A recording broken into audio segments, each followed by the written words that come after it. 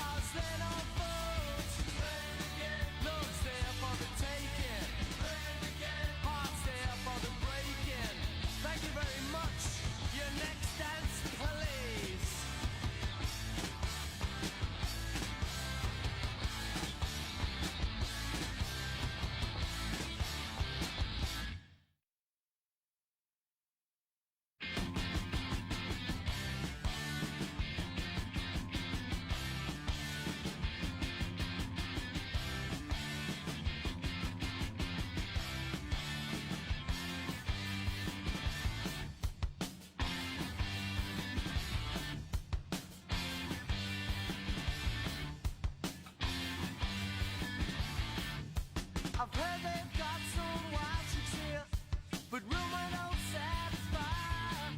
Cause her parents always tell them, stay clear of that boy.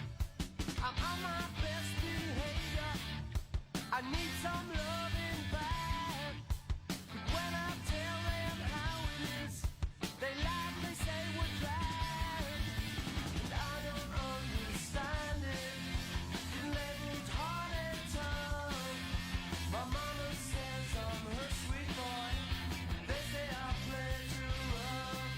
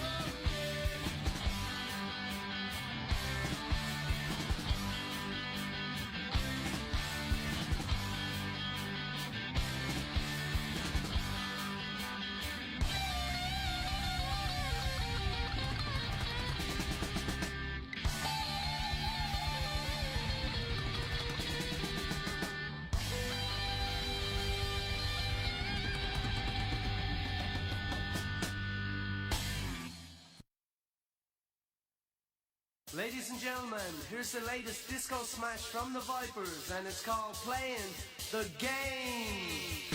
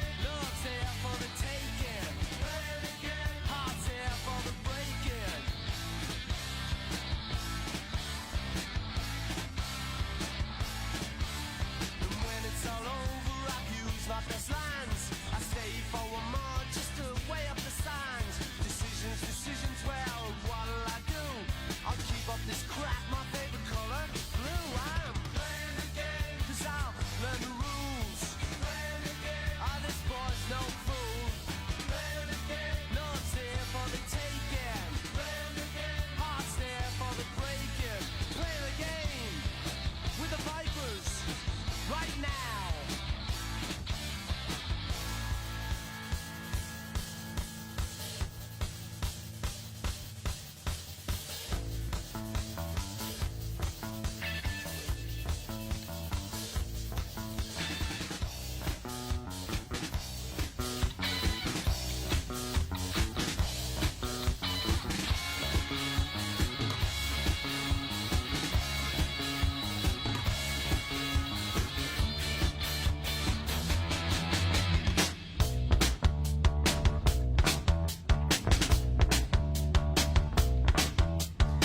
And it's cheap, but what can you say?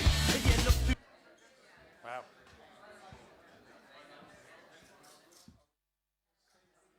No. 1, 2. Fantastic.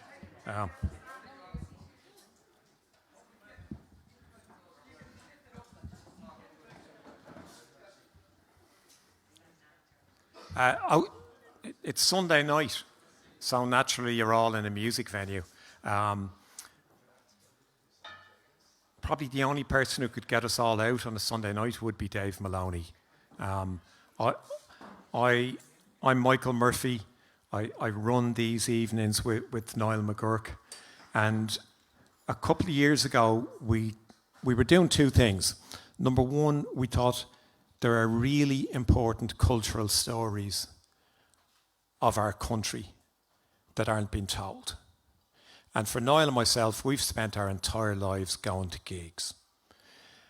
And the gigs that we were fortunate to be able to go and see were enabled by, and we feel this very strongly, a generation of revolutionaries.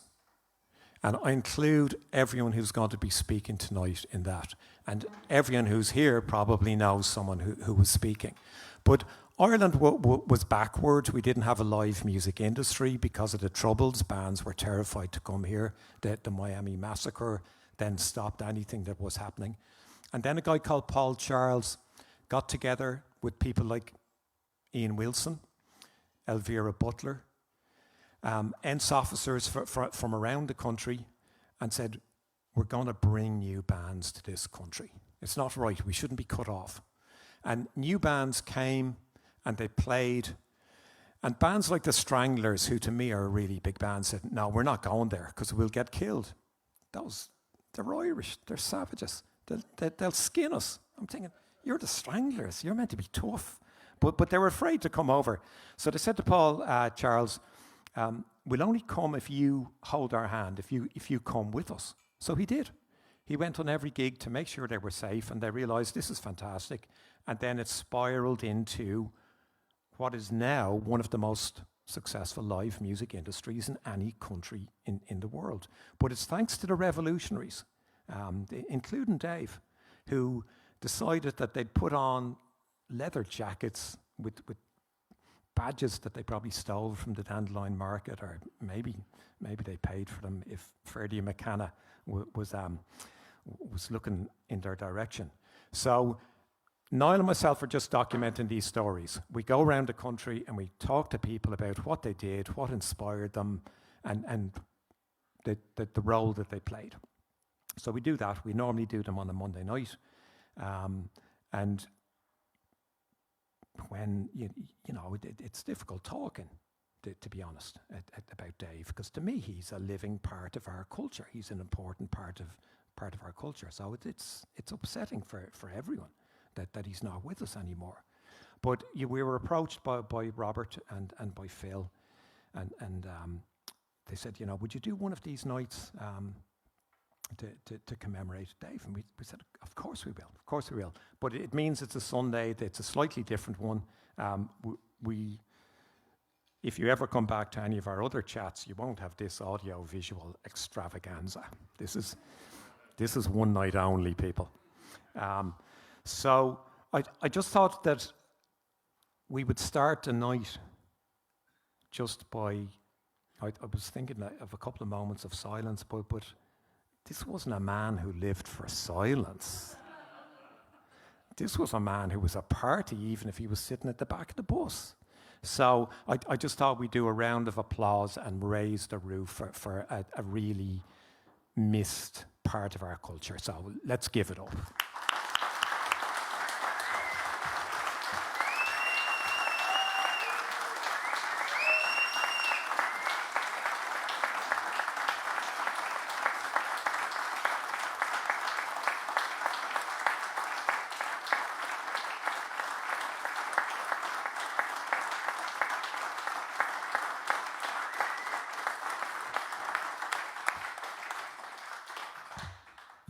And there were two things that Dave liked, you know, from my experience with him. One is he loved talking, and number two was he loved people talking about him. So tonight is all about the memories of the moment. But we're going to start with something that's very important, and it's also a reminder that we've got to capture these stories. These people's stories are so important. So we're going to start tonight with a film. An interview that Pete did with his uncle, and I was his lecturer at the time, and he said, yeah, I want to do like a project, is it okay? And he probably had 6 other ideas before, and it was probably the night before the deadline, if it's the way I remember it. I said, what's your new idea? He said, I want to do it on my uncle. And I thought, that sounds like such a crap idea. And I said, well, who's your uncle? I said, I was in a band.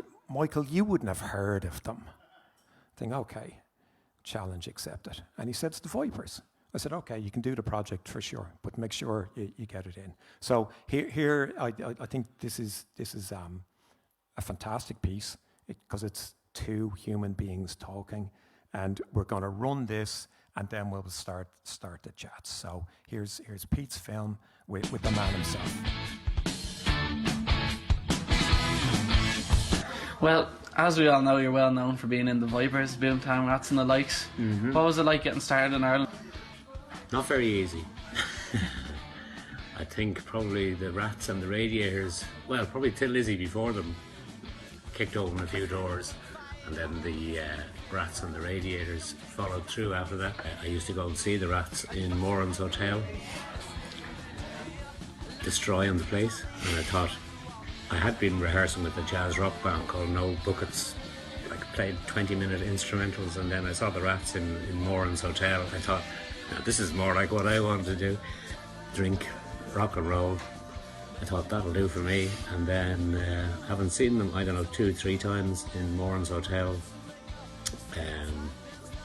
I actually saw an ad in the old Evening Press, now defunct, and rang this number, and a voice on the other end said, how are you? My name's Geldof. I'm not very good at this kind of thing. Not very good at this kind of thing. We're looking for a drummer. Actually, the ad in the Evening Press said white punk on drums wanted for rock band, which was in deference to, was it the Tubes? At the time, a band called the Tubes had an album now called White Punks on Dope or something like that. So I auditioned for the Rats with 12 other people, I think it was. And I got the audition, and I was rehearsed with them for a couple of months and travelled around with them. And got a phone call. I actually think it was on Mike's birthday, the 17th of December one year. Faulkner Kelly, their manager, rang me up and said, Howie Dave, Simon's decided he's coming back. Apparently he was going to go off and do a cabaret duet with his girlfriend. My theory is that he found out before me that they were signing a record deal. Alright. So the worst thing Faulkner could have said was, if there's ever that we can do for you, don't hesitate to call. So when that happened, I answered another ad in the paper. Someone wanted to form a band like the Boomtown Rats, so myself and a guy called Paul Boyle formed the Vipers.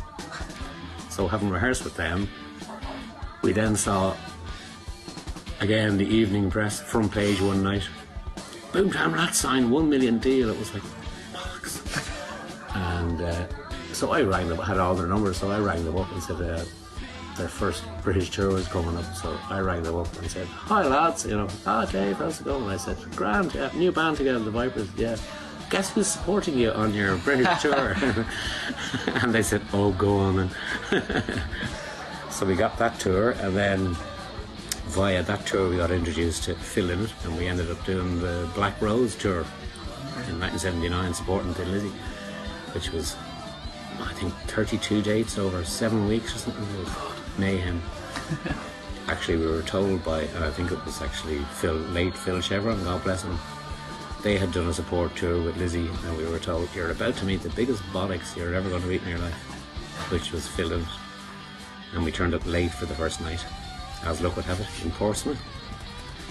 And their road manager was standing in the car park looking at his watch. And too late, we've a local band on, and Phil in it appeared with the ubiquitous large, I think it was Bacardi and Coke.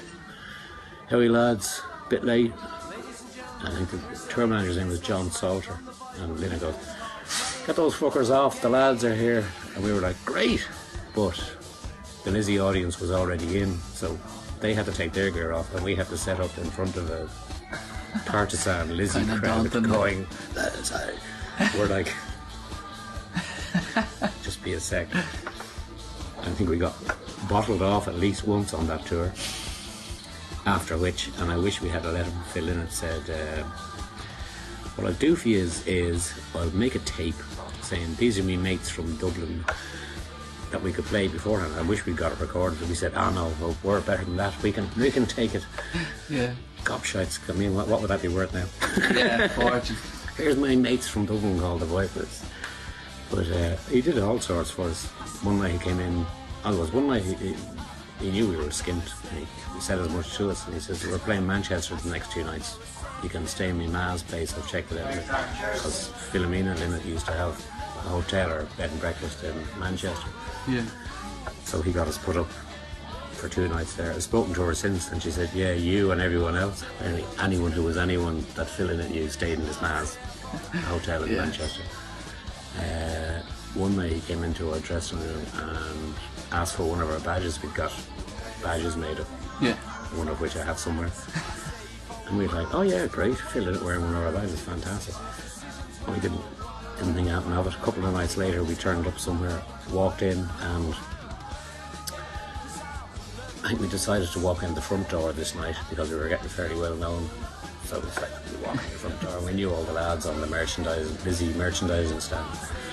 How are you lads? You know, grand, good to see you, blah blah. And all of a sudden, up on the wall was like 40 Vipers t-shirts, and we're like, "Did you?"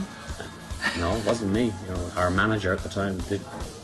No, roadie. Like, no one knew what the fuck was going on. So we went up to the dressing room, and Lynette walks in. Do you like your new t-shirts, lads? We're like, this is the biggest bollocks we're ever going to make in our lives. He says, yeah, you can keep it. If you sell any of them, you can keep the profits. I know you're a bit stuck for cash. It's like, sound of him, yeah. I got you. I got you. I got you. So, well, I have to say, listening to stuff like Soft Machine and Mahavishnu Orchestra, I definitely learned how to, I taught myself how to play the drums. Yeah. And listening to that stuff, you really had to know how to get around a drum kit, you know. But I'm more into 3 or 4 minute rock songs or pop songs or whatever, you know. Beginning, middle, end, rather than just, as I call it, musical masturbation. You know, I'm brilliant. Yeah, we know you're brilliant. You don't keep proving it to us every 2 seconds of every song. And so the shed at the bottom of my mother's garden was empty, so after what I told you about when I answered the ad, this guy Paul Boyle wanted to form a band, and he formed the Vipers, and I thought, great, well, we've ready-made rehearsal room. So we immediately moved in there, to the annoyance of most of our neighbours. So you said you taught yourself the drums? Yeah. How would you do that? I bought first drum kit, evening press again. I know lots of evening press. I bought a second-hand drum kit for 25 punts, which was a conglomeration of an Ajax and a Pero kit and a couple of cracked cymbals. And what I did was, probably why I failed the leaving cert, it was actually the first day of my last year at school.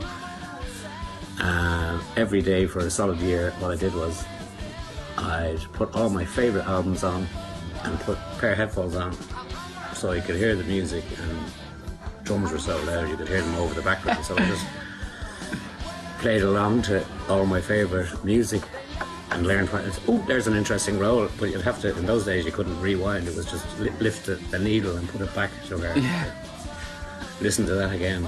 Figure out how he did that. That's class. So I learned. Like I can't, even to this day, I can't read music or speak drums. Like, you know, you should put a paradiddle in there. Oh, I'll put a fucking steak and guinea pie in there if you want. I don't know what the fuck you're talking about. It's like I'm of the old school. You hum it, I'll play it brigade. That's if I hear once or twice, I could usually master it. The place, John Murray, who's dead now. He's dead a long time. He used to run the Dublin Drum Centre on Camden Street. I used to go in there and buy my sticks and whatever. So I said, I should get some lessons from you. And he says, why? Do you enjoy playing? I said, I love playing. He says, well, why do you want lessons? Because I don't know what this is called or that's called. Or he says, well, why do you want to learn that? He said, if you come in here and get lessons from me, you're going to sound like me. Why would you want to sound like me if you're happy playing the way you're playing? Yeah. So I never got lessons. And I can't give lessons because I can't speak drum either. Like, what's that called? That I have no idea. Hit it harder, yeah. Yeah. So you're saying these are skint, so there wasn't much money in the industry then when you were playing around now? It was just for enjoyment? I mean, I think we used to get like 10 punts for a gig between 4 or 5 of us, you know? Yeah. And you'd have to get there, and I mean, picked up after that. Like, actually made more money with a mad band like the Cajun Kings in the 90s. Yeah. I'd be doing 6-7 gigs a week for like, you know, corporate dues and all this stuff, playing complete shite. I mean, everyone was a good musician, if I can include myself, but they were all very, like Paul Cleary from the Blades and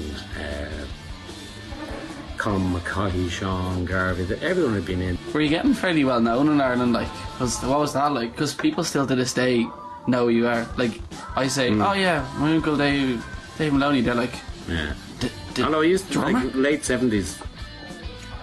The girl I was with, walking down Grafton Street, and every second person said hello, and she actually said to me once, do you know fucking everyone in Dublin? And I said, no, you'd be in the papers every other day, you know, for reckon someplace or other.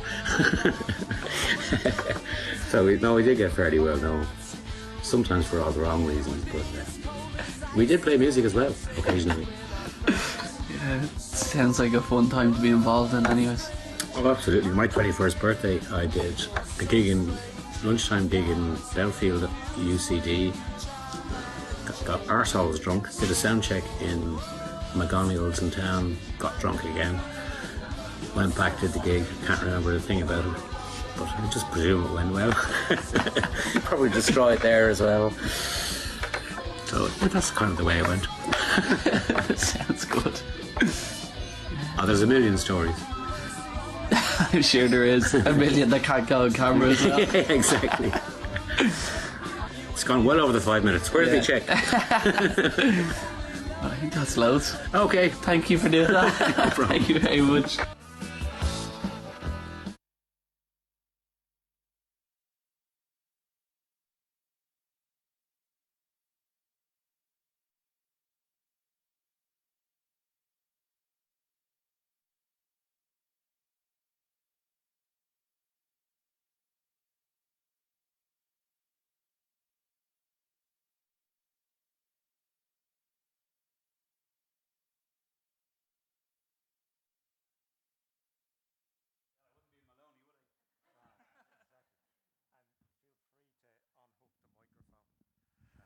Unaccustomed as I am.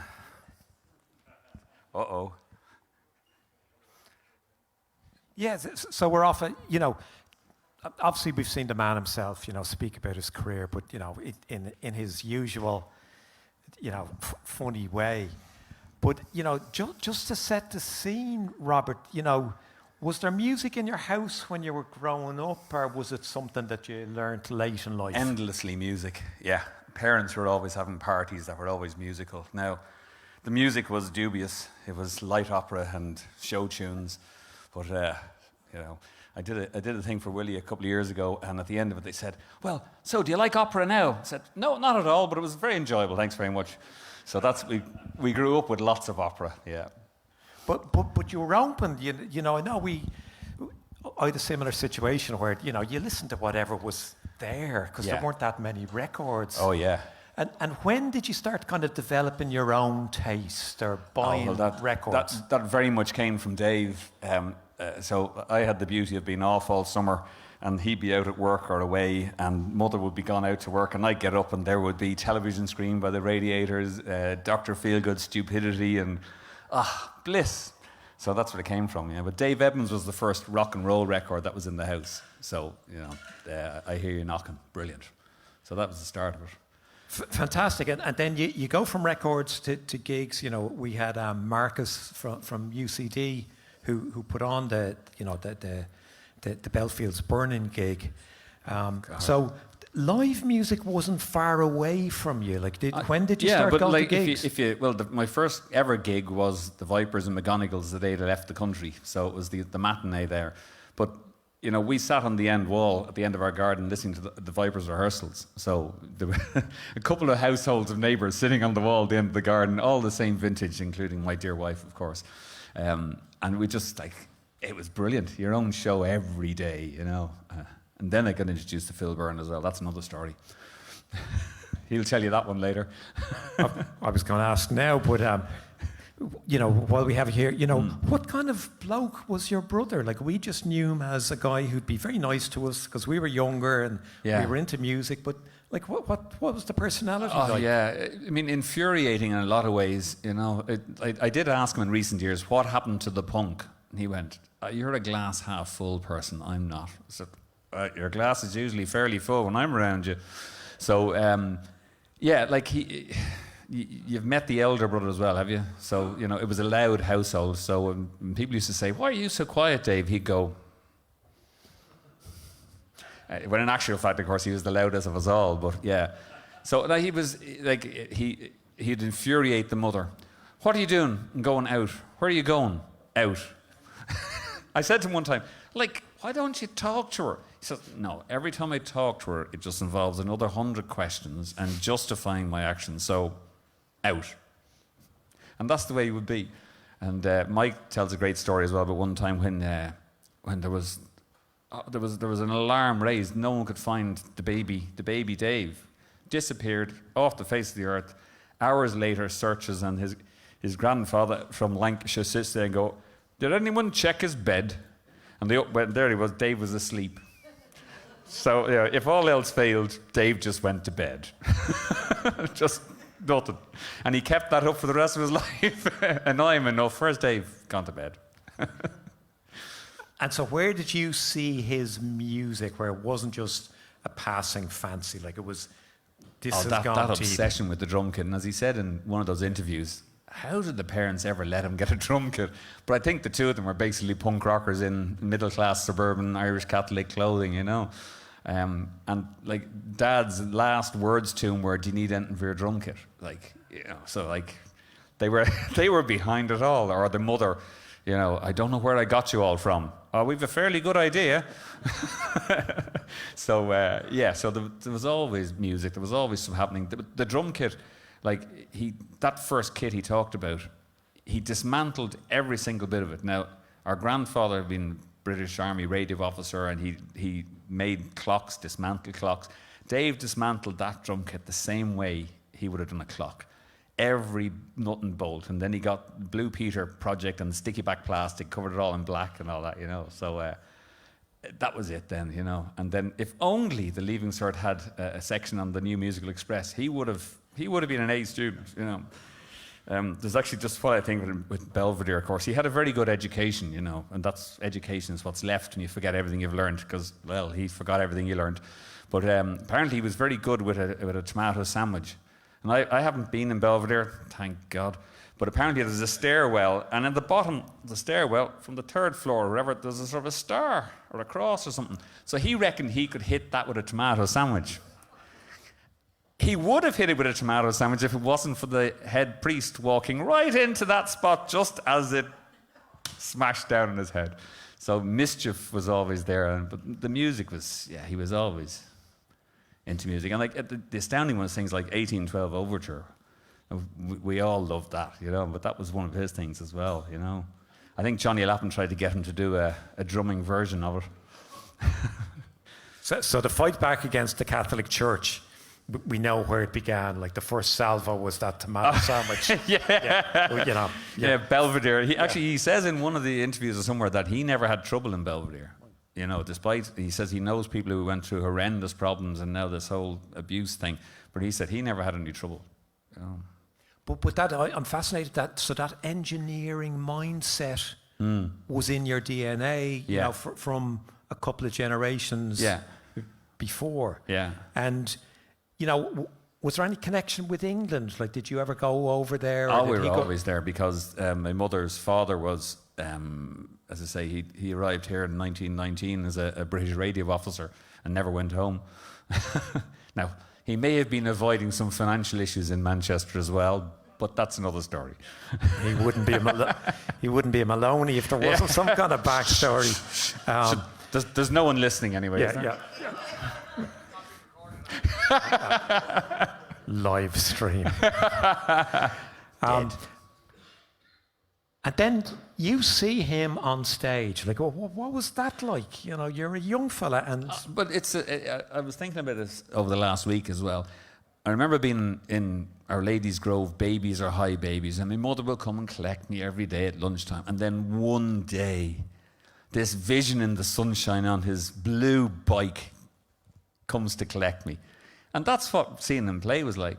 But also I loved what he played. Generally, he played really good stuff. And I studied what he did.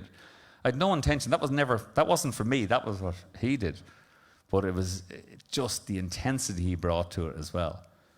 And then seeing him having rows with people. When he started with the Rhythm Kigs, they used to enjoy like a nice little chat between songs. That all stopped. They very soon learned that it was all going to start again very soon. You know, so I loved what he did. And he said one thing to me that I didn't get him to explain.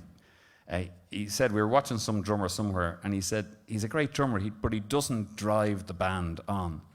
So I've never actually got that explained. What did he mean by drives the band on? So we'll never know. Yeah, but he was aware of his place, and you know the drummer driving it on. It's like Topper in the Clash, where you're not just keeping the rhythm, you're actually kind of pushing them a little bit, you know, which makes it thrilling for an audience member, even though you can't see quite what's going on. There's someone, I'm not sure if they're here, it was who said it, I'll check with them later, but apparently he was playing with Johnny Logan, and into the dressing room afterwards comes the promoter going, "Oh, Jesus, Johnny, the band were fantastic." And Johnny Logan loved him to bits, but he would have gone, "No, I was great, my band were great." Yes, you were. But what your man said to him was, he said, "Dave, your drummer followed everything you did for an hour and a half.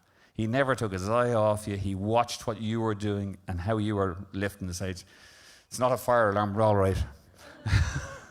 That's what you think.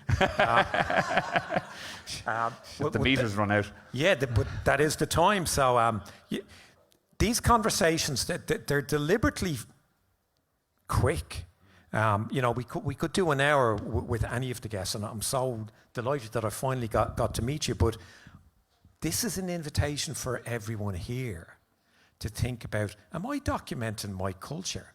You know, am I asking the people who were there? And, you know, just on that note, I'd like to acknowledge Jude Carr, who a lot of you might know, who is a huge inspiration to Niall and myself from the fanzine side of things, and the Purdy brothers, who've been really supportive. Say hello to the Purdy brothers.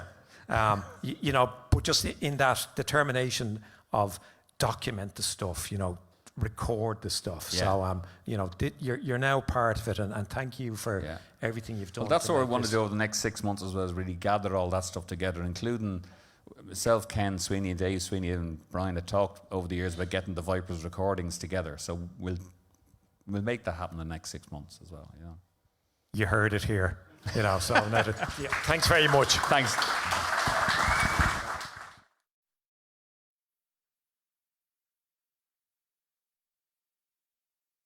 And now Ross and Ian, when you're ready. Or even if you're not.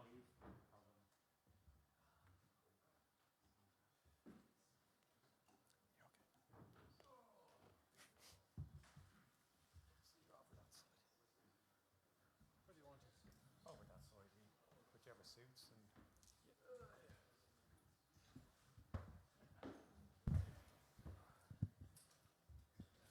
suits. Great to see you all. Surprised so many of you are still alive. Yeah, on that cheery note, so again, I'm delighted. I feel very privileged to get to talk to people while we're doing these things. But I'm a historian by trade, and the music industry of Ireland is my special area.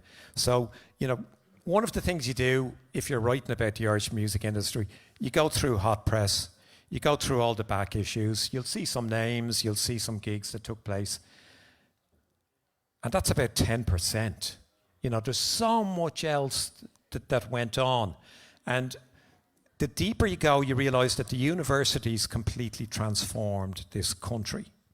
And I don't mean that they just gave people an education, but a lot of the students probably remember more from their college days of what they did outside of the lectures.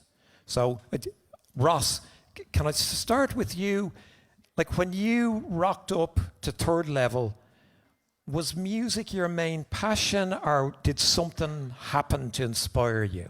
No, it was a big passion. I mean, my first gig was Roy Orbison at the Adelphi. I was 10, and I just couldn't believe it. It blew my mind. And I think I ended up running a gig at school. We had 400 people for Mark Costigan and the Trench Band, and that would have been sort of 73, 74, my last year in school. And I went to every gig I could. I went to see Rory Gallagher a few times, saw Thin Lizzy a few times, and saw as many local bands as I could, Jimmy Slevin and everybody else, and loved it. And started going to gigs, which I soon realised a couple of years later when I went to Trinity, that Ian and his colleagues were putting together in Trinity, in the exam hall and in other venues in the college.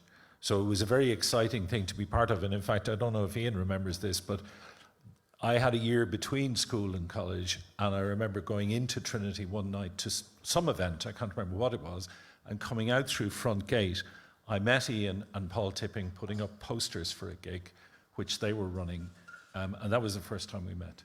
Yeah. Right, so you get to Trinity and you see that there are people like Ian and Bill Graham beforehand, was involved.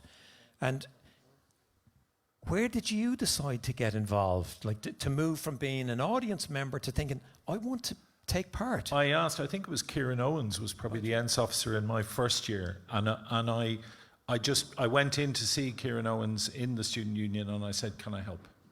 Because I had that school experience. I'd already been a DJ. I was a DJ from about 14.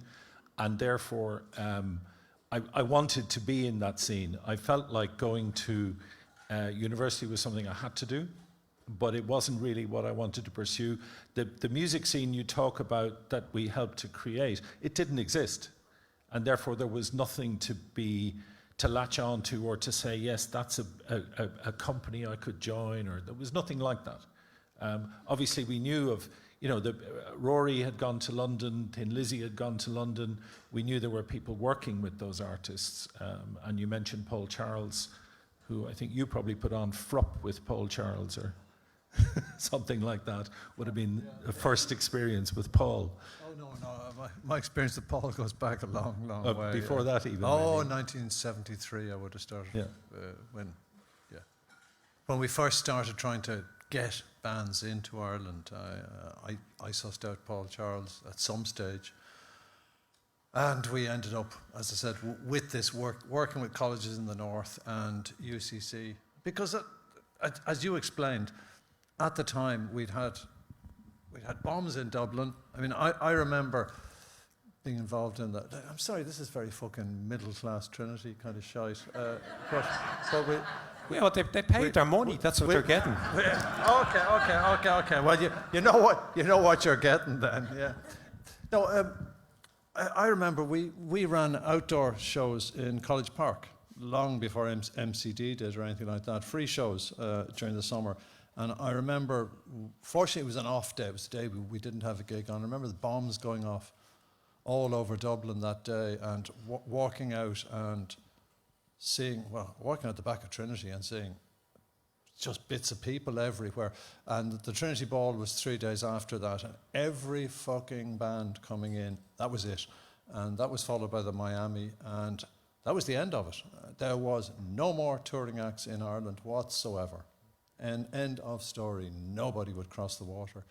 And so we ended up, we'd already got this tentative connection with Paul Charles, so we ended up, basically we said to them, the only place you're going to be able to play a gig in Ireland is inside the colleges. It's just not safe outside. We know these are neutral territories. None of the paramilitaries at any stage ever got involved on campuses in doing anything for some reason. But Queen's and the Northern Ireland Poly and whatever it's called in Coleraine, the NUU in Coleraine, and so on, they were off limits seemed to be off limits for bombing and general paramilitary activities. So we were able to put together a touring system that bands could afford to come in from abroad and make 3 or 4 gigs in Ireland, make it worth their time. There's a very hungry audience out there, but there were no commercial promoters at that stage. I mean, Jim Aiken, who was Peter Aiken's father, as in Aiken Promotions, I mean, he did what he could, but basically nothing. Dennis Desmond, who runs MCD, he was also in UCC promoter and booking bands as well. So it was, the only action was in the colleges. And then punk happened. And that was a whole different ball game, because all of a sudden people came out of the woodwork and they all started playing gigs everywhere.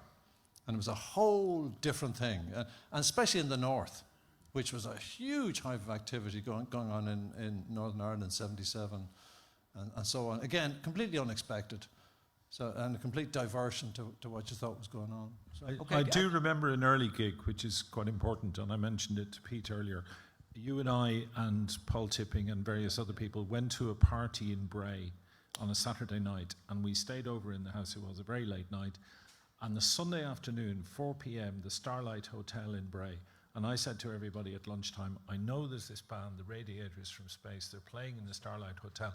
We all have to go, because it's important we see this band. We were already alive to the punk scene in London and from the music press and John Peel and so forth. But that gig blew our minds. And we said that was really the moment where I think it's fair to say we all agreed that we needed to bring these bands to Trinity and to the other universities. Okay, and just to put it, I know no one in their right mind would go to Bray now, but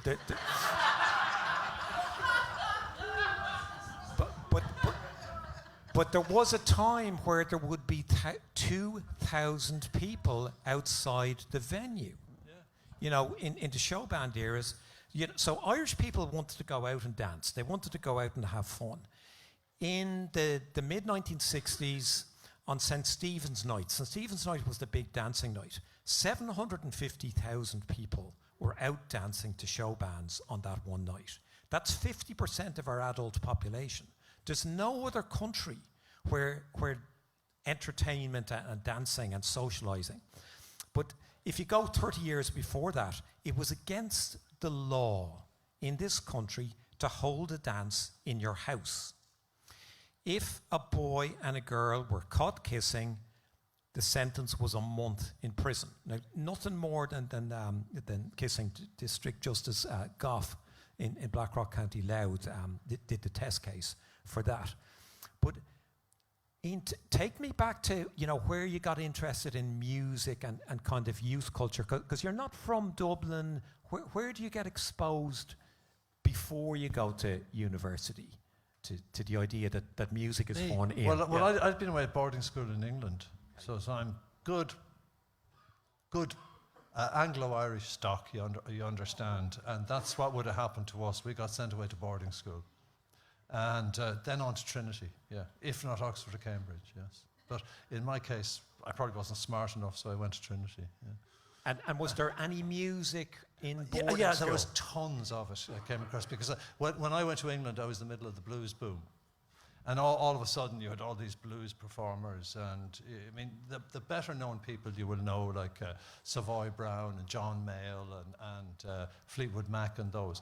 But there's a whole upsurge in sort of rock-based, blues-based rock And out of that, you got the Yardbirds, and the people called the New Yardbirds, who became Led Zeppelin, and so on, so on. So I was inculcated into all that thing, and people like Cream, and so on. So I was in that whole British sort of rock thing at that stage. So when I came into Trinity, I blundered into the guy who was running the gigs at the time, and he was a medical student, and he'd fucked up his medical course, and he was going to be thrown out. So he duly was thrown out. And because I was the only one standing around who knew anything about music, who was working, they said, "You're doing it." And I started doing it, in 1972. Yeah. And who else was around? Like, who do you remember from those days who was active in trying to build a music scene? Pat Egan, Jim Aiken, as you probably know. There was there was no clubs at this stage. There'd been the beat clubs in the 60s in Dublin, and there really were no clubs in the early 70s. There was a few. There was a meeting place open. There was a bit in slasheries, but there was no such thing as music clubs. That, again, came along with the punk thing. You've got to remember, in 1977 or so, the whole music scene in Ireland changed completely. From being nothing going on. It was partly the Rats, the Radiators, and people like this, who changed it all. But it's all suddenly, the lights went on, and it wasn't Dark Ireland anymore. It was a completely different ballgame, you know.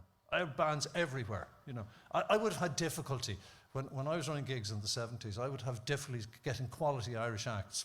We played a lot of jazz and folk, because there wasn't good rock bands, you know.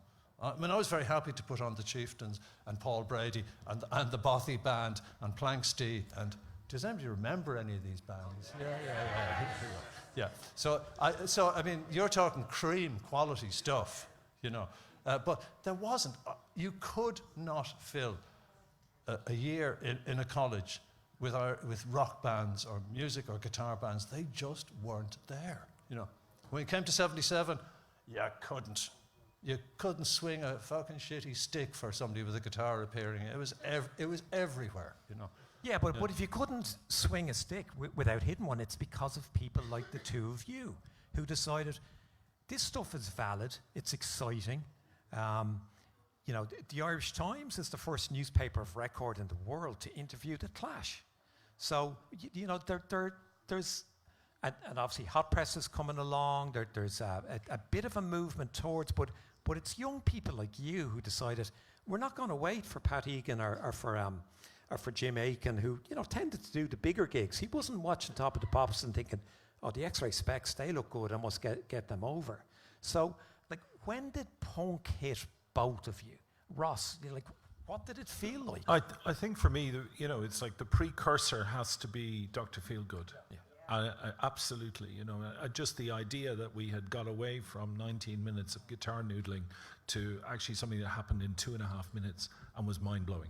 Yeah, you had Bees Make Honey, Brinsley Swartz, those kind of bands. So pub rock it was called at the time, which was a very strange term, but it was sort of blues. They were playing pubs, I guess. Yeah. But Eddie and the Hot Rods were also the suggestion of something kind of edgier coming, something more dangerous. And I think the same thing that was happening was also an expansion of musical interest. I mean, personally, and I think with Ian, with Paul Tipping, who was the ENS officer, 77, 78, and our social circle, we were also listening to a lot of reggae, a lot of funk. So we'd quite a wide view of music. P-funk, yeah. Yeah, and in fact, there's a P-funk connection to the Vipers, I'll explain in a minute. But... Parliament, psychedelic, But George Clinton, okay? Yeah. They got all that, yeah? Yeah. And I think we were determined to do something quite seriously mind-blowing with that 77-78 season. So we ended up, the Clash was our first gig. We then had the Stranglers, we had the Buzzcocks, we had the Damned, we had the Adverts, we had the Radiators.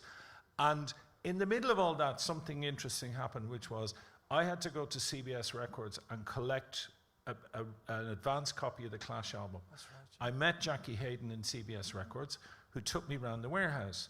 And I said, what are all these records here? And he said, oh, these are all deletions. We can't sell them. And I said, well, these look like really interesting records. One of the first things I picked up was a Sly Stone album, and I went, wow. And I took a whole bunch of records off him. He sold me for 50p. I went into the Student Union bookshop, and Mike, who was running the bookshop, I said, can I put a rack of records here in your shop? So what then happened, that was next door to the Ents office, and people would come in from bands trying to talk to Ents, see the record store. I'd be there when I was supposed to be at lectures. And that's how I met Paul Boyle.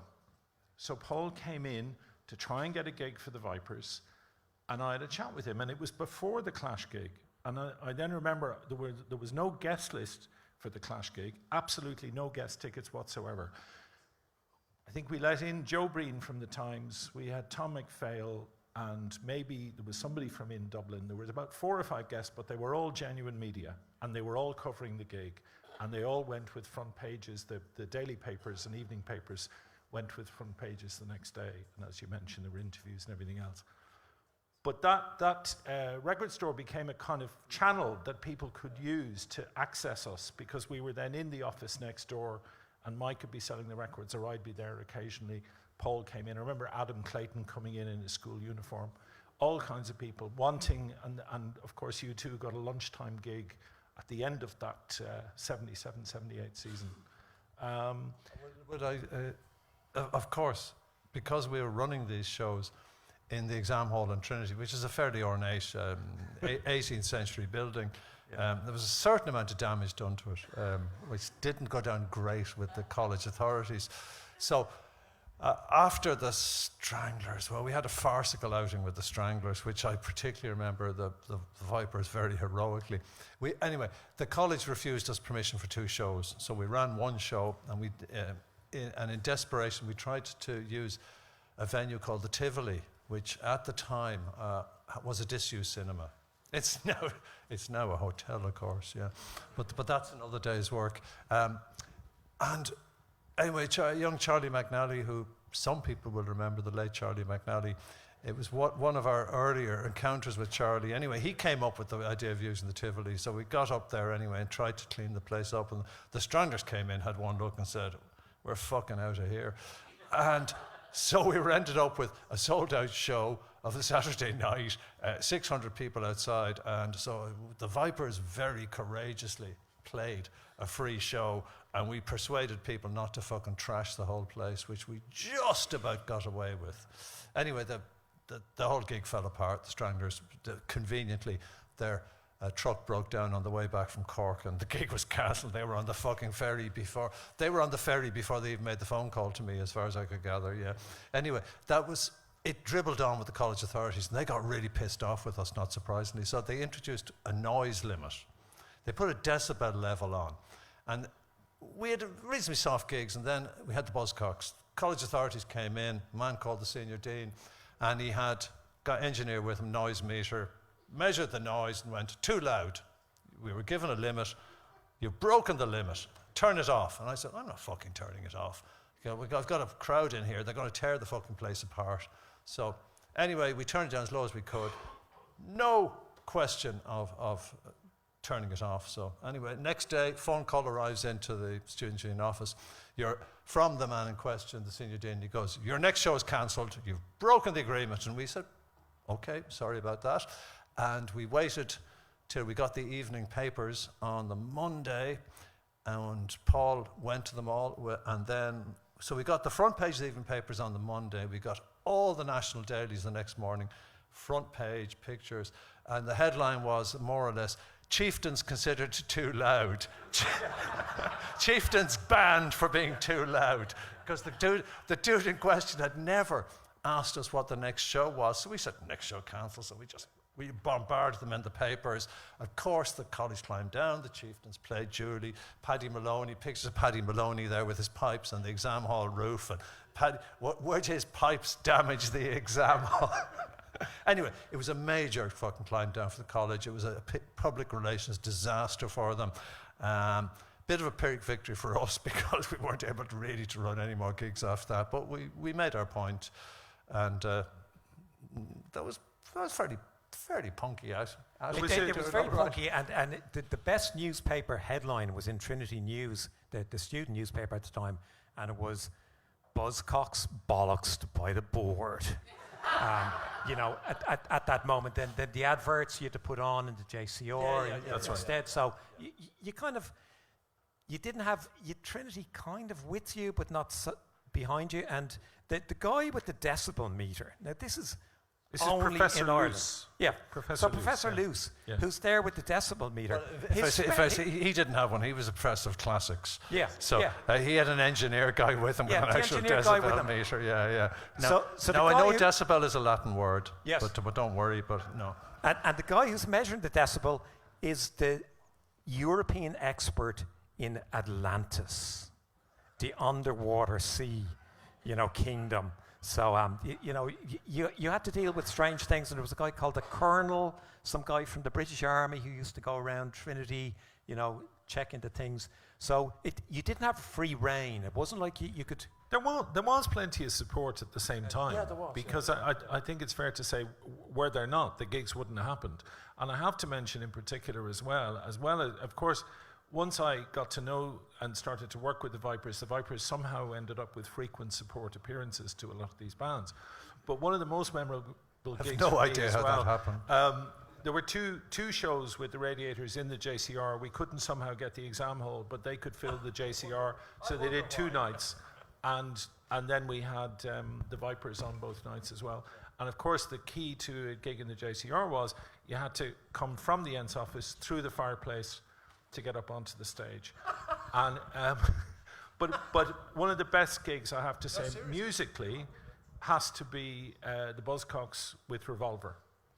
And that was, I think I'm right in saying, and Phil can correct me if I'm wrong, but the first appearance by Revolver in Trinity, who were also brilliant on many occasions. But I still remember after that gig, all the Ents people, the Buzzcocks, Revolver, and Paul Charles, sitting in the dressing room off the exam hall in shock, in silence. It had been such an incredible gig. It was like the roof lifted off. It was just transformational, really special. It actually wasn't sold out, oddly enough, yeah.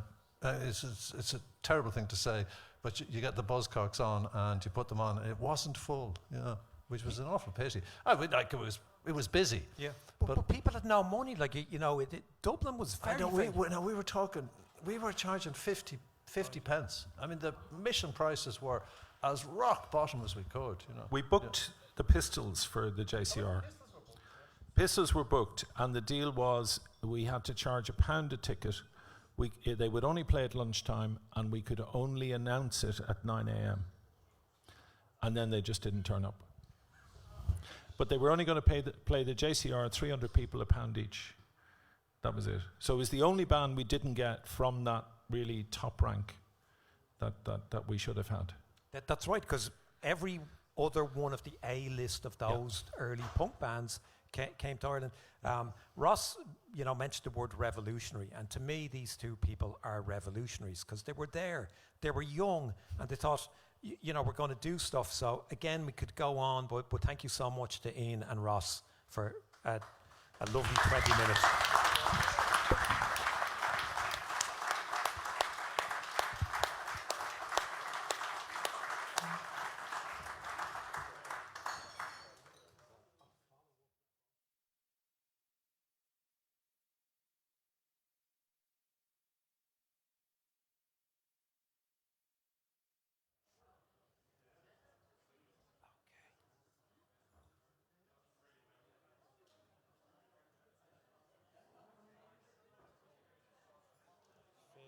Karl.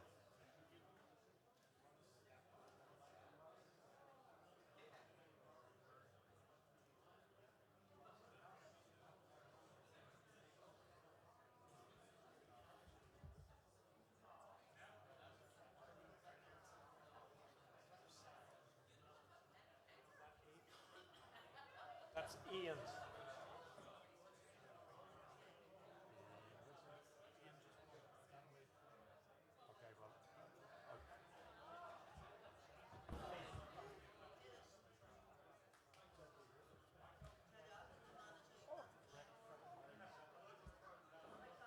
Not even all original equipment.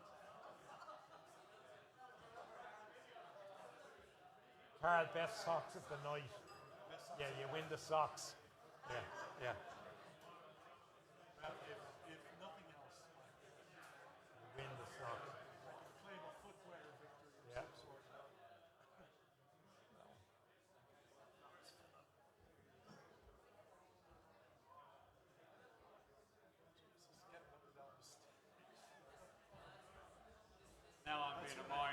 wanted a riser, you know, so that Yeah. Going to go over there beside Karl, yeah? yeah, good point. Sorry. No worries. I would think so. Hello, Mr. Byrne. No singing. Yeah. No singing in tune. No oh, then he's all right. Yeah. Great to see you. Can you believe it?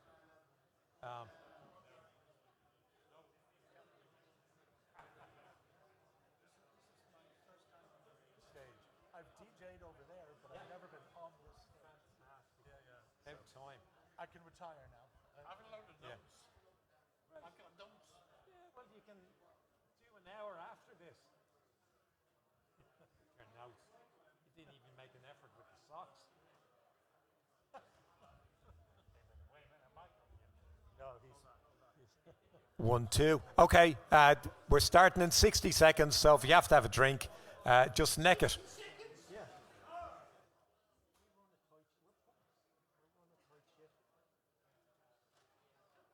Look at the crib sheet. Yeah. Phil's written a poem. Yeah. Like the Rose of Tralee Yes. contestants. Yeah, Phil, if you won the competition, what would you do? The Rose of Tralee? Yeah. I would be gorgeous.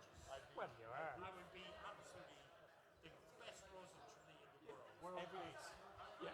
World peace and Yeah. Guinness. If I won the Rose of Tralee, my breasts would be bouncing. You know. They are anyway. But they, like at least one of them in the contest would be inspired by her arrival in Ireland. Yes. Like coming in out of the clouds over Shannon, seeing the vista, and she'd write a poem along the lines of, you know, Ireland, my Ireland, where your green fields nestle beside grey stone walls. No. Me and Dave. I go. Me and Dave thing was always Dublin. Dublin. That's something there. Lick your finger, you got almost like toothpaste or something. What have you been doing backstage? No, I can't see anything. Right hand side, chin, down. Yeah. A bit harder. It's almost, there's something for the wine. Were you eating a cake or something? Yeah. We would be drinking it.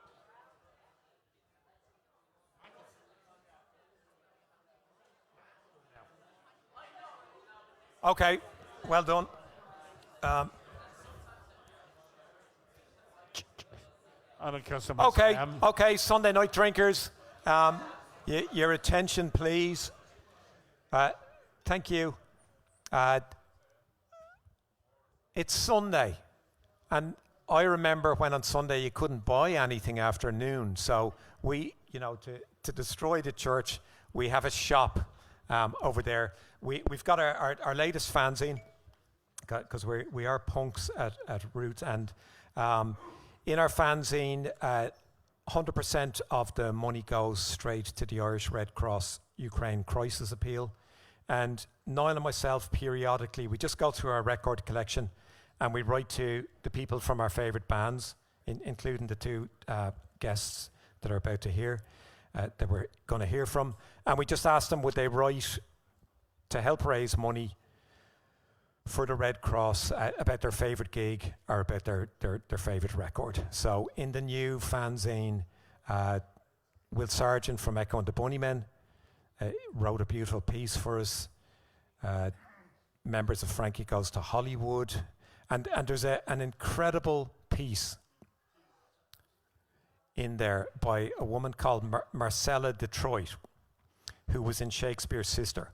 But before that, she was a very successful background vocalist, sang on loads of soul records. Great song. Great song. Yeah, loads of blues records. Great song. And she wrote for us in our fanzine about what it was like touring with Eric Clapton and playing in Germany. Nightmare. And she wrote about playing in a stadium where Hitler had held one of his rallies. And she walked on that stage as a Jewish girl from Detroit, totally terrified and aware of the burden of history. But equally, she was aware that I want people to have a great time, and I want people to see that music can change, that you can absolutely bring people together for a positive reason by playing music, by that sense of solidarity. And I feel that that's the spirit that Dave brought, and that's what we're experiencing tonight. So the fanzine is available over there. It's a tenner. Some of our books are available over there as well. They're a tenner to make it easy, so do visit the shop if you can. You know, it's a great night. I'm having a good time, but I'm also slightly disappointed, and I hope it's okay to say that. You know, I was looking at all of you and thinking, no one made the effort tonight the way Uncle Karl did. And if any of you have a moment, I would like you to look at Karl's socks. Like, I know times are hard and Dunn's is an easy option, or Deals, or wherever you go for your socks, but, you know, Karl made the supreme effort. And I think... Had to be done. Yeah, okay, and now, weirdly, I've got Pete Holliday showing me his ankle. But, yeah, next week, if anyone's not busy, we're going to do a sexy socks competition at the end of Dunleary Pier. There'll be 2 contestants. So, well done to everyone who made an effort with the socks. Karl, because you won the socks thing, we'll start with you. You experience punk, but you're not here in Dublin. You experience it, you're in Boston at the time. Well, yeah, I grew up in Boston, spent my teenage years in Ann Arbor, Michigan, and then back to Boston for college. And for me, it was incredibly serendipitous as a music lover, because we moved to Michigan in 1965, which was like peak music central, like it was the music capital of the United States at the time, Michigan, Detroit, and Ann Arbor. And you had Motown at its creative peak. You had all the Detroit rock and roll bands. You had blues and rhythm and blues. And the music was literally in the air. You had Bob Seger and Iggy Pop went to the high school across town from R1. We saw the MC5. I was 14. I saw them do free, like the city ran free concerts, and I saw them in a park there. You can see YouTube clips of them, and they scared the shit out of us. They were so amazing. And then back to college, back to Boston in the early 70s to 77, and we were there for the start of punk rock in New York and Boston. And so we saw Talking Heads when they were still a 3-piece band, Blondie when they were still a rock and roll band. We used to so we lived in the Rat, which was Boston's equivalent of CBGB's.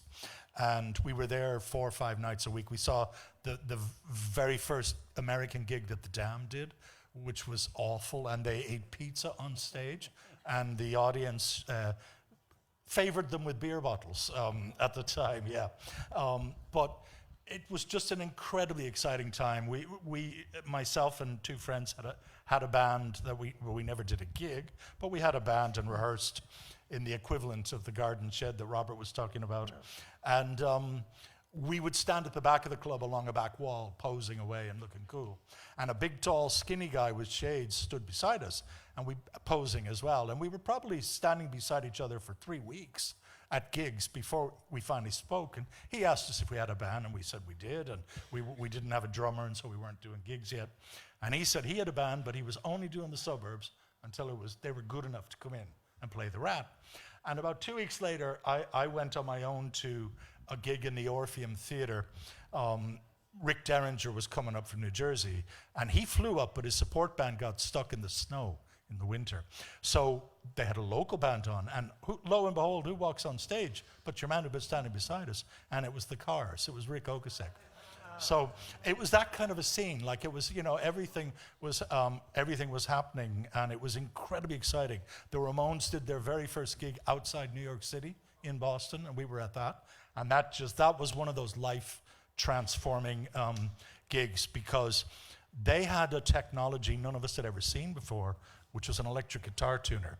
Now it was like this big, and it looked like an oscilloscope from a submarine or something.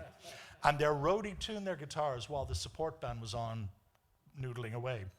And they just walked out on stage, said, "Hi, we're the Ramones, 1, 2, 3, 4." And 25 minutes and 20 songs later, they just said bye and walked off. Right? And then they did, and the way it worked was a Boston band and a New York band would play together. They would each do 2 sets a night. And then the Boston band would go to New York and they'd do the same in reverse. And so if a band did, like I say, if a New York band came and did 2 or 3 nights in Boston, they would have done 6 gigs, and they would leave behind a load of committed fans. We'd all be hooked on them. And so when the Ramones did their second set, somebody heckled them and yelled, "Ramones, go home." And they just said, "No, 1, 2, 3, 4. And literally, we were like the guy, I don't know if you remember the old ad for Sony Hi-Fi, where there's a guy in a chair and he's just literally pinned back. That's what we were like. That's what we were like, having watched the Ramones. And so it was incredibly exciting. And I wound up in Dublin by accident. I had been in Ireland in '74, met a girl, stayed a little while, and I was coming back to visit her. And I had all my friends in bands in Boston had given me records to drop into Enemy and Melody Maker and Sounds. And I just said, if there's anything in Dublin, I'll find them. And Hot Press was brand new. I think they were on issue 2 or something. So I called into the office with these records for review, and I met Bill Graham. And Bill and I started talking. We spent like 2 hours talking about music. The legend, Bill Graham, the legend. Yeah. And then Bill introduced me to Dave Kavanagh, who was putting on a Mink DeVille gig in the stadium. And I knew Willie DeVille, and we'd seen him loads of times. So they said, "Why don't you write about them?" So I did, and Hot Press printed it. And I said, "Whoa, this is cool." So I kept sending them articles, and they kept printing them. And then I found out you could get paid for them, which was even better. And then Niall Stokes, I was about to go home to America, and Niall said, "Are you doing anything?" And I said, "No, just hanging around." Is Niall here tonight? No, I don't. He didn't make it? No? So. Anyway, he offered me a 3-month-long job that lasted 3 years, and I've been here ever since. But the amazing thing, I guess that's a very long-winded way of saying that, having seen Detroit rock and roll at its peak, punk in Boston and New York, Dublin was every bit as exciting, 77 to 80, as any of those places. It really was. And it had there was a unique edge to it, because as Ian and Ross talked about, no bands, or very few bands, would come to Ireland in the 70s. And if they did come, and the rare band that did come, it was either their very first gig at the start of a tour to bed the band down, or it was stuck at the end and they were tired and they didn't want to be there. But what it meant was that music fans in Dublin went to every single gig. So you could be at a Pink Floyd gig in the stadium, you could be at a Suzi Quattro gig the following week or a month later, and it would all the same people. And so therefore the influences on musicians were much more varied than you would have found in New York or London, because they were much more cliquey. And so it made the Dublin bands, I think, much more interesting. And I think if you only need to listen to the Radiators to understand that, that they're pulling from so many sources. Okay, that's fascinating to me, because you're an outsider, you've got a different perspective, you've been blooded, Ann Arbor, Boston, New York, you've seen punk. But then you come here and you see that open-mindedness, the bands, the young 18-year-olds who were listening, Ian mentioned Planxty and that whole wave of, leading up to Moving Hearts, of these. Faulkner O'Callaghan once said to me that was Ireland's punk moment, was kind of 72, 73, where the trad bands went electric. Oh, no.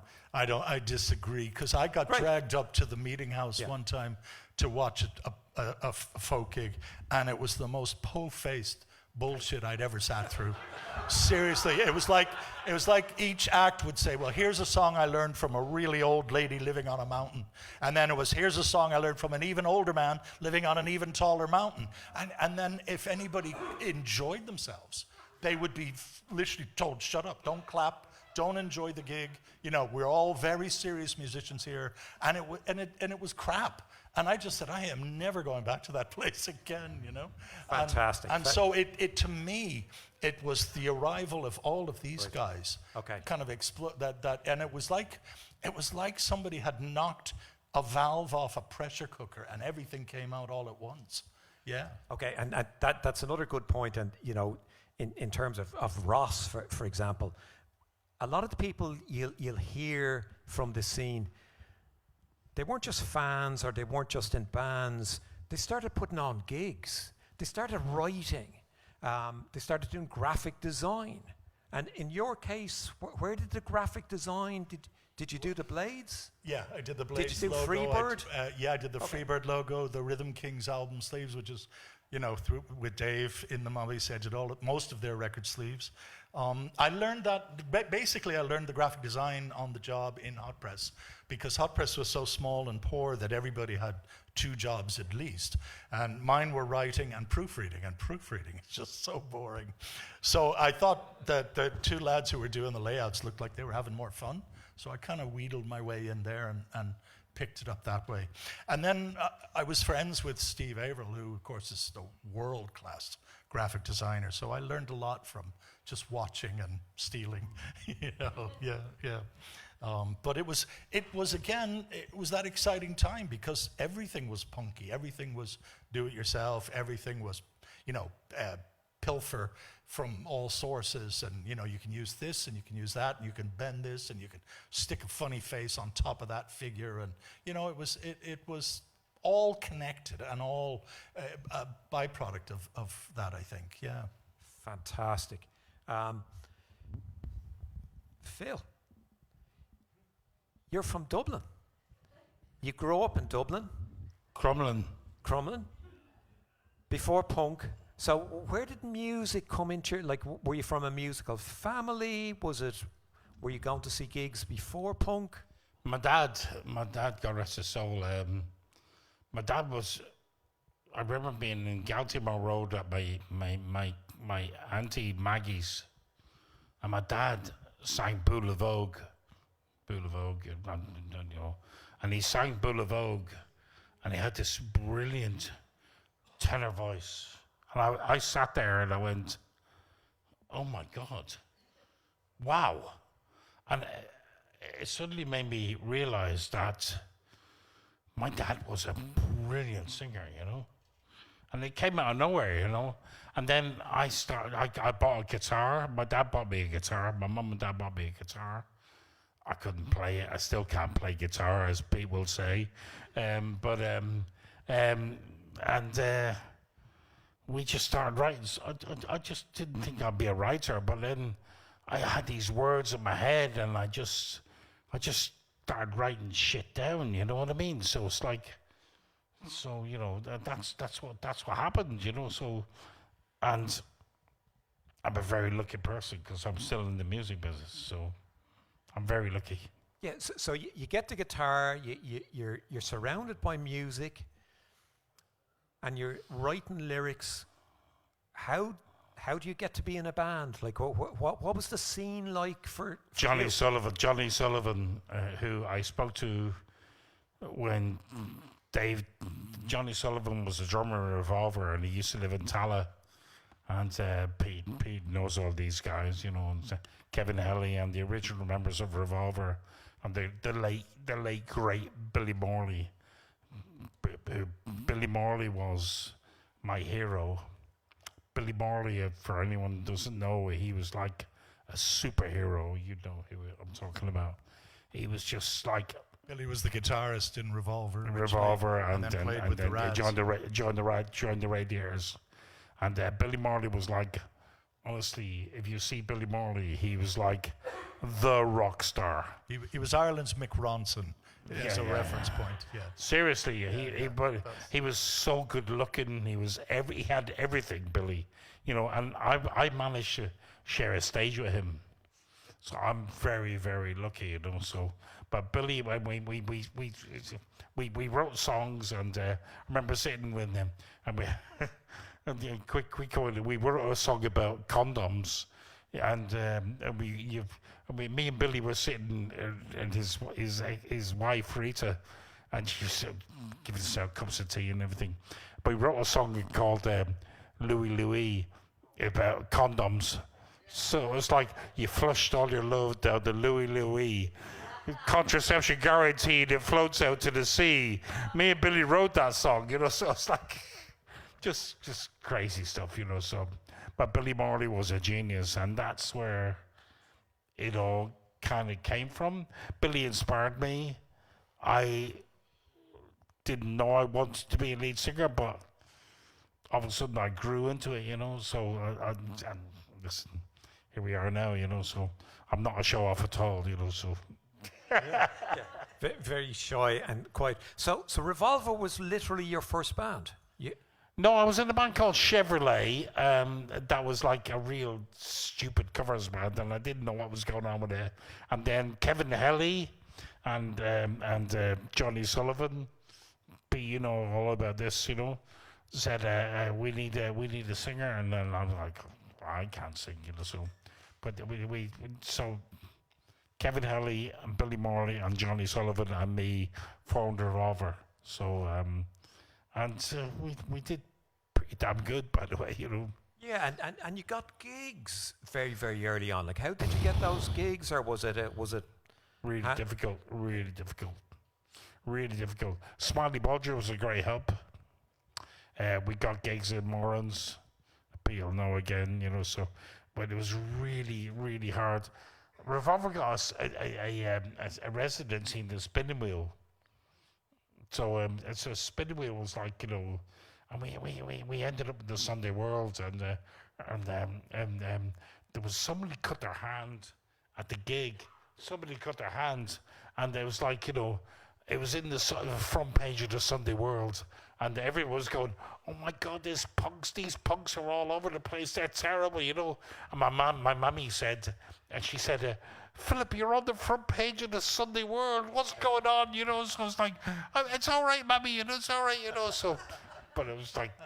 Does anyone remember that? Like the Sunday World, that's horrible paper, horrible paper. But the Sunday World sensation, as the Radiators put it, and there was a young fella called Anto who used to wear a white boiler suit and went to gigs, and he was at the Revolver gig, and it was messing, and his hand got cut, and the Sunday World took the photo, and it was members of the Dublin front page. Yeah, front page, members of the Dublin punk cult cover themselves in blood. Honestly, in a ritual. So think of the news of the world now. Yeah. It was like the biggest thing in the fucking Ireland. It was like, I was on the front page and my mum was going, "Philip, what you thinking?" And she always said, Philip with the full word, I'm going, "It's all right, mummy, it's all right, mummy," so, what you always want to please your mummy, so. She was going crazy. The Sunday World had another front page, which the headline I can still remember was "Punk Rock Band Shock Convent." And a band was playing a school dance or something, and they offered a bottle of Blue Nun to the head nun. In a beautiful piece of symmetry. Yeah. That was in Donegal. Front page news. Yeah. We used to rehearse in a convent at St. Bernadette's Church in Crumlin. St. Bernadette's, in St. Bernadette's Church, we rehearsed with Revolver in the back of it, and the nuns were really, really nice. They were really cool, by the way, so they really loved it, so anyway. Well, they're afraid of the cult, they're afraid that you'd cut their hands off. But, to me, Revolver weren't punk in the sense of the Clash. So many of the bands, and I include the Vipers, were more inspired by the mod look, by the jam, by that brilliant power pop idea. Karl, were you seeing that in Dublin, when you were going to see these really great bands? Yeah, in fact, as my memory is that there weren't any really hardcore punk bands in Dublin at the time. They actually came later. We certainly weren't a hardcore punk band. And I think because when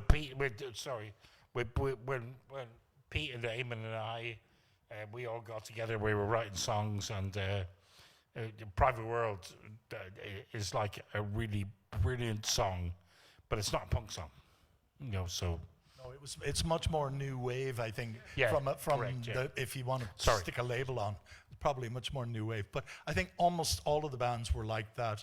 You know, if you looked at the Fabrics and the Sinners and a lot of the other bands that were knocking around, and especially the Vipers, Revolver, and the Rads were already gone at that point. But the hardcore stuff really did come later. Like I think it probably maybe post 1980 or 82 even. But it focused around Advanced Records on King Street.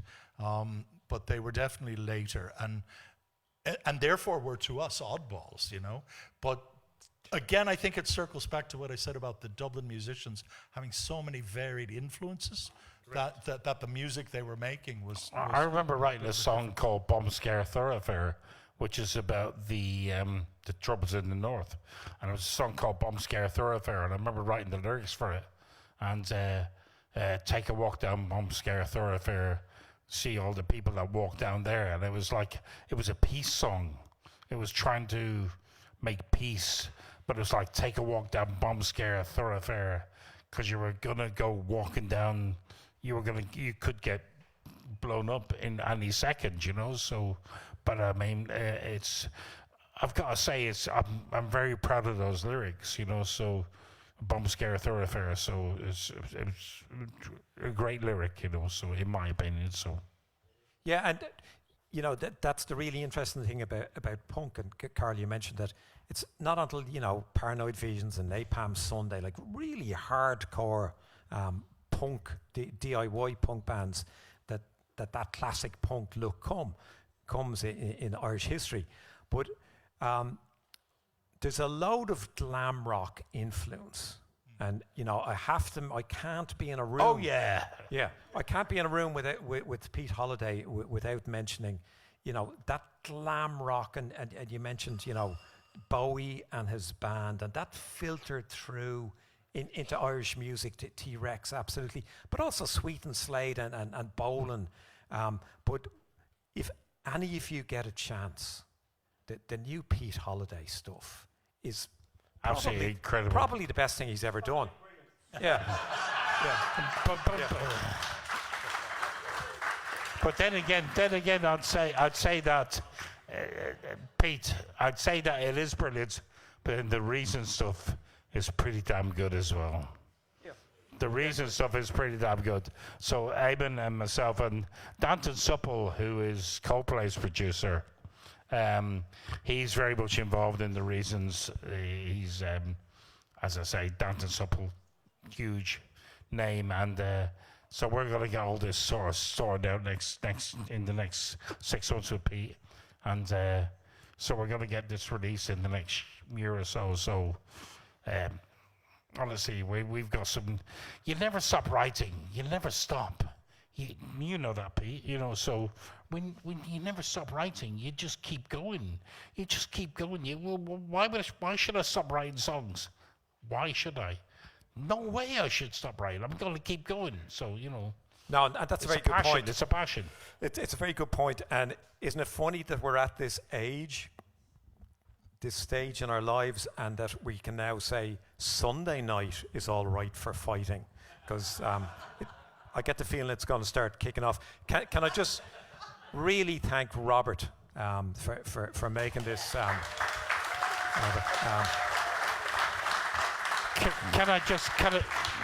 Michael, and to all of the Maloneys, Michael, can I just say some things about Dave from me? So, me and Dave were the greatest friends since we met in Morans, and when Billy Morley was thrown up backstage when Revolver were about to go on stage. Billy Morley was thrown up. Stage fright. Yeah, he was getting sick. Billy Morley got sick every time we were going on stage. So Dave came out and said, "Oh, okay, what's happening there?" You know, so it's like, you know, so. And then Dave and I became the greatest of friends. And Dave was working in Murray's Rent-A-Car, down in Baggot Street Bridge. I was working in Birchall's advertising at that time, and we were both in bands, and we just didn't know what was going on. We didn't know our lives, so. And then I moved to O'Keefe's advertising, and we used to go to, the first thing that happened was we went to Toners. When we started going to Toners, it all changed, because music came in, so it's like, Dave Moloney was one of the greatest persons I have ever known in my life.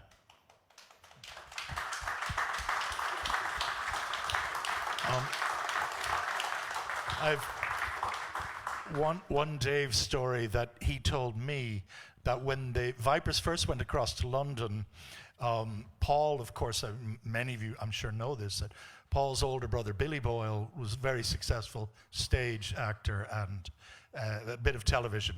And when they went over, Paul stayed in Billy's posh apartment, but the rest of the lads slept on park benches in Hyde Park. So that's what they were doing at the time. Literally, they were sleeping on park benches while Paul was enjoying the luxury of his brother's apartment. So that's, that's kind of what it was like for bands. It wasn't all glamour. No. And these people worked. So thank you to all of the speakers tonight. I can say it personally, you changed my life. I think you changed Ireland's culture. It was an honour to be asked by Robert and the family to be part of this celebration. Also want to thank Whelans, who've been incredibly decent and just easy to work with. So thank you to everyone for being here, and good night.